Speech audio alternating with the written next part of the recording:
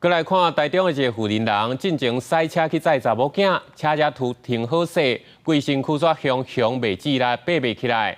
加在有查某囝进去找人报警，送医了后无大解。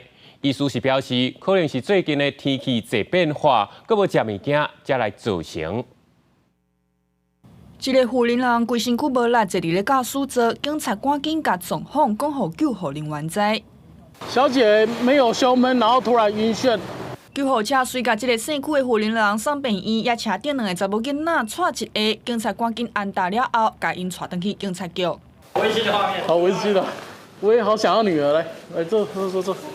原来主动是这个女性载两个拄下课的查某囝，当要买点心来食，毋过车只瓦边啊，姓区的女性就无力，甚至头晕。两个查某囝随化救人，四边的店头家嘛协助报警察，才下户救这个富人人。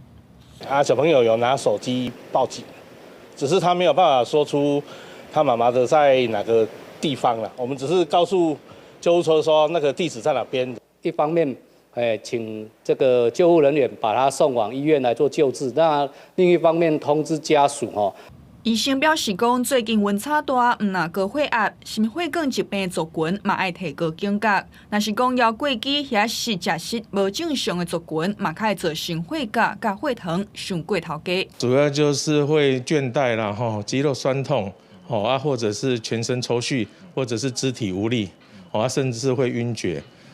这一种的话，有时候厉害的话会导致心律不整，而有一些生命的危险。